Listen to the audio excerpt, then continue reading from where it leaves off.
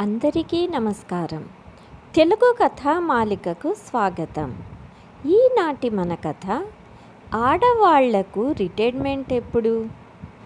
అప్పుడే పని ముగించుకొని వచ్చిన రాధికతో దసరా పండక్కి అమ్మా నాన్నను పిలుద్దాం అనుకుంటున్నాను అన్నాడు శ్రీరామ్. ఆ మాట విన్న వెంటనే రాధికకు కోపం వచ్చింది. ఎందుకంటే తను శ్రీరామ్ ఇద్దరూ ఆఫీస్కి వెళ్తారు. వాళ్ళకి ఒక కూతురు స్వీటీ. తన పని ఇంటి పని చేసుకొని ఆఫీస్కు వెళ్ళడం తనకి చాలా కష్టం. అలాంటిది అత్తగారు మామగారు వచ్చారంటే నా పని ఇంకా ఎక్కువ అవుతుంది అని ఆలోచనలో పడింది రాధిక. తన ఆఫీస్లో పనిచేసే వాళ్ళ ఇంట్లో కూడా అత్తగారులు ఉన్నారు. వాళ్ళు బాగా పనిచేసి పెడతారు. అందుకే తన కొలీగ్స్ హ్యాపీగా షాపింగ్ చేసుకొని వెళ్తుంటారు.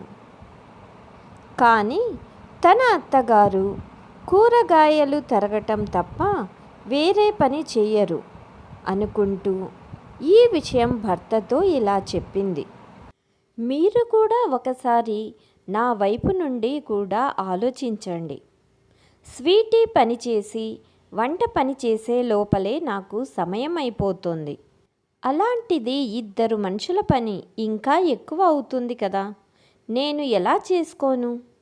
కనీసం మీ అమ్మ అయినా సహాయం చేస్తారా అంటే అదీ లేదు. ఇక్కడి పుల్ల తీసి అక్కడ పెట్టరు. ఎప్పుడూ కబుర్లు టీవీకి అంకితమైపోతారు అన్నది. మా అమ్మ కూడా ఆఫీస్లో పనిచేస్తారు. కానీ నా దగ్గరకు వచ్చినప్పుడు ఎంత సహాయం చేస్తుంది. మీ అమ్మకు కూడా ఒక కూతురు ఉంటే తన దగ్గరకు వెళ్ళినప్పుడు పని చేసేవారేమో. నా దగ్గర మాత్రం ఏం పని చెయ్యరు. 20 కిలోమీటర్లు వెళ్ళి వచ్చి ఇంత పని మీరు ఒక్కసారి చేసి చూడండి. నా బాధ మీకు తెలుస్తుంది అన్నది. ఎప్పుడూ లేనిది రాధిక అంత స్పష్టంగా చెప్పినందుకు శ్రీరామ్ కూడా ఏమీ మాట్లాడలేదు. మా కొలీగ్స్ కూడా చాలామంది చెప్పారు. వాళ్ళ అమ్మగారు లేదా అత్తగారు వచ్చి ఇంట్లో వాళ్ళ భార్యలకు సహాయం చేస్తారు అని. రాధిక చెప్పినట్లుగా అమ్మ ఎక్కువగా పని చేసేది కాదు అన్న విషయాన్ని నేను ఎప్పుడూ గమనించలేదు అని మనసులో అనుకున్నాడు. నా స్నేహితుడు రాజేష్ కూడా తన పిల్లలను వాళ్ళ అమ్మ దగ్గర వదిలి రిసార్ట్స్లో వాళ్ళ మ్యారేజ్ డే సెలబ్రేట్ చేసుకున్నాడని చెప్పాడు. అంతేకాక రాజేష్ వాళ్ళ అమ్మగారు చాలా కోఆపరేట్ చేస్తారని, వాళ్ళ అమ్మ చేసిన పులిహోర బొబ్బట్లు తెచ్చి అందరికీ రుచి చూపిస్తాడు. తన తల్లి సువర్ణ అంత చెడ్డదేం కాదు. తన భార్యను కానీ వియ్యంకులను కానీ ఎప్పుడూ తక్కువ చేసి మాట్లాడదు. ఒక్క పైసా కట్నం లేకుండా రాధికను కోడలిగా తెచ్చుకుంది. అమ్మ కూడా వర్కింగ్ ఉమెన్ కదా, మరి తనకు ఎందుకు రాధిక బాధ అర్థం చేసుకోదు అని తనలో తానే ప్రశ్నించుకుంటూ నిద్రలోకి జారుకున్నాడు శ్రీరామ్. ఒకరోజు ఉదయం సువర్ణమ్మ గారు ఫోన్ చేసి పండక్కి కోడల్ని మనవరాలిని తీసుకురమ్మని చెప్పింది. కానీ శ్రీరామ్ తనకు పని ఉంది అని చెప్పి వెళ్ళలేకపోయాడు. భర్తలో వచ్చిన మార్పుకి రాధిక సంతోషించింది. ఇచ్చిన సెలవులలో ఒకరోజు పండక్కి కావాల్సిన షాపింగ్ చేసి, ఇంకొక రోజు సినిమాకి వెళ్ళి రెస్టారెంట్కి వెళ్ళి మరుసటి రోజు పండుగ చేసుకున్నారు. కనీసం ఇలాగైనా ఎంజాయ్ చేసినందుకు రాధికకు కాస్త రిలీఫ్ అనిపించింది. కొన్నాళ్ళు ప్రశాంతంగా గడిచింది జీవితం. ఒకరోజు రాధికకు జ్వరం వచ్చింది. ఇంట్లో ఉన్న టాబ్లెట్ వేసుకుంది. కానీ జ్వరం తగ్గలేదు.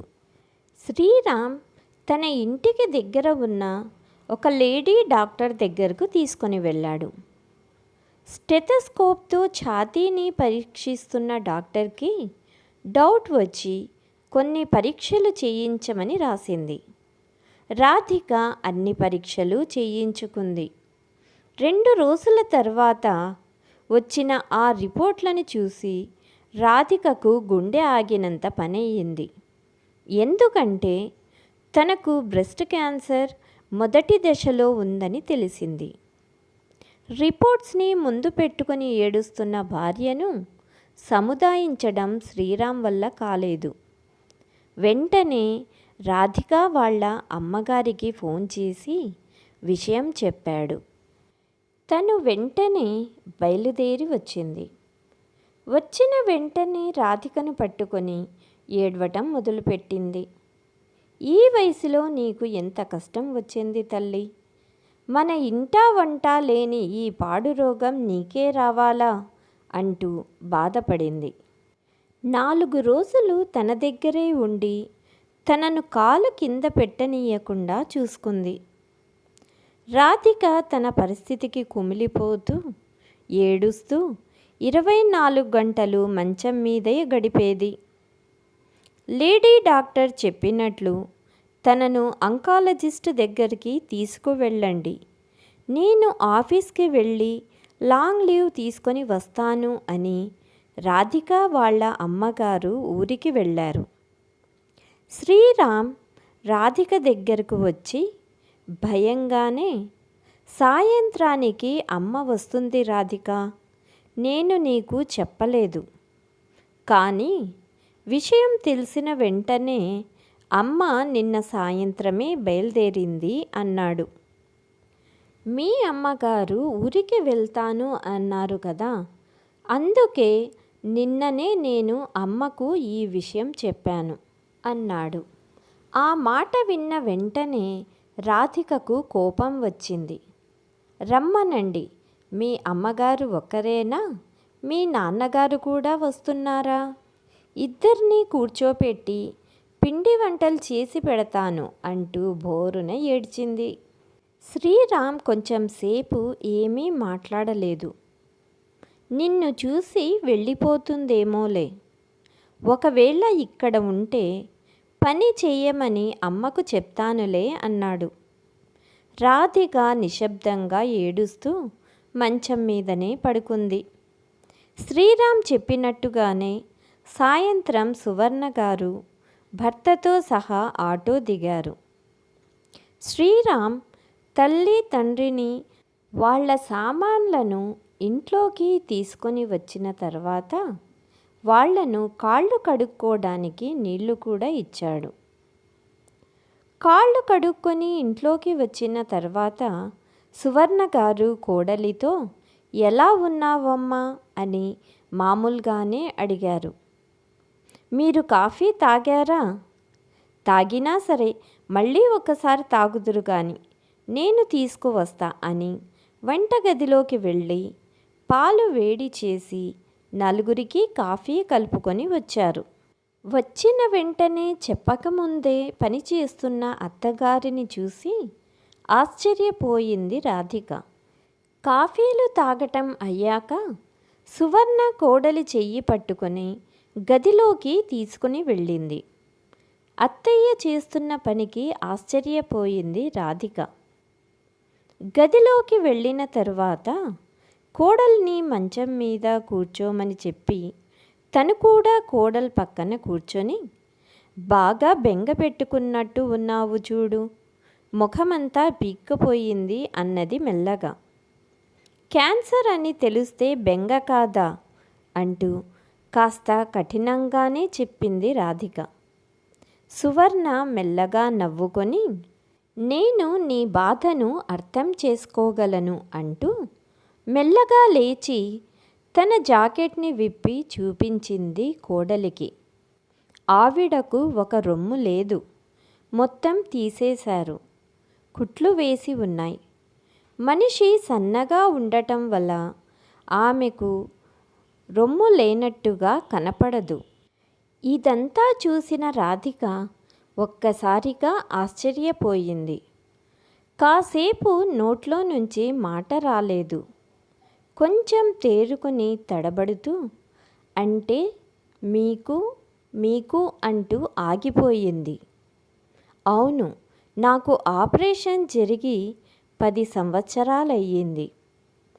శ్రీరామ్ ఎప్పుడూ నీకు చెప్పలేదా అని నవ్వుతూ కోడలి పక్కన కూర్చుంది సువర్ణమ్మగారు. ఎప్పుడో పెళ్ళైన కొత్తలో చెప్పినట్టు లీలగా గుర్తుకు వచ్చింది రాధికకు. ఆ తర్వాత ఆవిడ ఆరోగ్యం గురించి ఒక్క మాట అనలేదు. ఆవిడకు ఫలానా బాధ ఉందని కానీ, ఆరోగ్యం బాగా లేదని కానీ ఏమీ చెప్పలేదు. లక్షణంగా 10 సంవత్సరాల నుండి ఉద్యోగం కూడా చేసుకుంటున్నారు. రాధికకు అదొక కొత్త ధైర్యం వచ్చినట్లు అయ్యింది. నాకు ఆపరేషన్ జరిగే నాటికి శ్రీరామ్కి ఉద్యోగం కూడా రాలేదు. వాడికి చెబితే ఎక్కడ బాధపడతాడో అని ఆపరేషన్ చేసుకొని ఇంటికి వచ్చేదాకా వాడికి చెప్పలేదు. నాకు సేవ చేయటానికి అత్తగారు కానీ అమ్మగారు కానీ ఎవ్వరూ లేరు. అందరూ చనిపోయారు. నాకు అప్పటికీ ఉన్నది ఒక అన్నయ్య మాత్రమే. కానీ మా వదిన నా గురించి అస్సలు పట్టించుకునేది కాదు. నా చిన్ననాటి స్నేహితురాలు నేను హాస్పిటల్లో ఉన్నన్ని రోజులు నాతో ఉండి సేవ చేసింది. ఇంటికి వచ్చిన తర్వాత అంతా మీ మామగారే చూసుకున్నారు. వంట చేసి పెట్టటం, నాకు ధైర్యం చెప్పటం అన్నీ మీ మామగారే చేశారు. అంతేకాక నాకు ట్రీట్మెంట్ చేసిన డాక్టర్ గారు కూడా నాకు చాలా ధైర్యం చెప్పారు. మన లైఫ్ స్టైల్ మార్చుకుంటే చాలు, నిండు నూరేళ్ళు సంతోషంగా ఉండొచ్చు అన్నారు. ఆ ధైర్యంతోనే నేను త్వరగా కోలుకున్నాను. నువ్వు నమ్ముతావో లేదో కానీ కీమోథెరపీ చేయించుకోవటానికి వెళ్ళే రోజు ఉదయమే లేచి నాకు, మీ మామయ్యకు 2 రోజులకు కావలసిన వంట చేసి వెళ్ళేదాన్ని. ఎందుకంటే కీమో తరువాత కాఫీ కలుపుకోవడం కూడా కష్టంగా ఉండేది. తరువాత 2 రోజులు మీ మామగారే మొత్తం పని చేసేవారు అంటుండగానే రాధిక, 4 రోజులు విశ్రాంతి తీసుకుంటే సరిపోతుందా అన్నది. అది మన శరీర తత్వాన్ని బట్టి, మన మానసిక స్థితిని బట్టి ఉంటుంది. 4 రోజులకు నేను లేచి పని చేస్తున్నాను అంటే నాకు బాధ లేక కాదు. దేవుడు ఆడదానికి బాధలు భరిస్తూ పని చేసుకునే శక్తి ఇచ్చాడేమో, అందుకే ఏమో. నేను ఒకవేళ లేయకపోతే మీ మామగారు కుమిలిపోతారు. అంతేకాక నేను కూడా కుంగిపోతాను. అందుకే ముందు కొంచెం శక్తి తెచ్చుకొని కాఫీ కలుపుకుంటాను. అప్పుడు నాకు కొంచెం ధైర్యం వస్తుంది. అలా మెల్లగా పని చేసుకుంటుంటే నా మీద నాకు నమ్మకం వచ్చేది. ఆ నమ్మకమే మనల్ని జీవితాంతం హాయిగా ఉండేటట్లు చేస్తుంది. నా ఆరోగ్యం రోజు రోజుకి మెరుగుపడటానికి కారణం కూడా ఆ నమ్మకమే. చిన్నపిల్లలకు చెప్పినట్టు వివరించి చెబుతున్న అత్తగారిని చూసి ఆశ్చర్యపోయింది రాధిక. నీ పెళ్ళి అయ్యి 7 సంవత్సరాలు అయ్యింది. నేను ఇక్కడికి చాలాసార్లు వచ్చాను, కానీ ఈరోజు కలిపినట్లు కూడా కాఫీ ఎప్పుడూ కలపలేదు. ఎందుకంటే నేను ఇక్కడికి విశ్రాంతి తీసుకోవటానికి వచ్చేదాన్ని. నీలాగా వర్కింగ్ ఉమెన్ వాళ్ళ దగ్గర వాళ్ళ అమ్మ కానీ అత్తగారు కానీ ఉండి పనిచేసి పెడుతుంటారు. నువ్వు ఒక్కసారి అలాంటి వారిని పిలిచి ఇంటర్వ్యూ చెయ్యి. ఎంతమంది తమ ఇష్టంతో అలా పని చేస్తున్నారో నీకే తెలుస్తుంది. కొంతమంది కొడుకు కోడలికి భయపడి చేస్తారు. కొంతమంది వాళ్లకు వృద్ధాప్యంలో ఎవరూ చూసుకోరనే భయంతో చేస్తారు. 10 మందిలో ఏ ఇద్దరో తమ ఇష్టంతో అలా పనిచేస్తుంటారు. ఆడవాళ్లకు నగలు నాణ్యాలు ఎవరన్నా ఇస్తారు. విశ్రాంతి మాత్రమే తనకు తానుగా తీసుకోవాలి అన్నారు సువర్ణ గారు. నువ్వు ఒక్కసారి ఆలోచించు. కోడలు వచ్చే సమయానికి అత్తగారికి ఎన్నో అనుభవాలు అయ్యుంటాయి. ఎన్నో బాధలు భరించి ఉంటుంది. మానసికంగా శారీరకంగా కూడా. మరి అలాంటి అత్తగారికి రిటైర్మెంట్ అవసరం లేదా? మగవాళ్ళకేమో ఉద్యోగం నుంచి రిటైర్మెంట్ ఉంటుంది. మరి ఆడవాళ్ళకి రిటైర్మెంట్ ఎప్పుడు?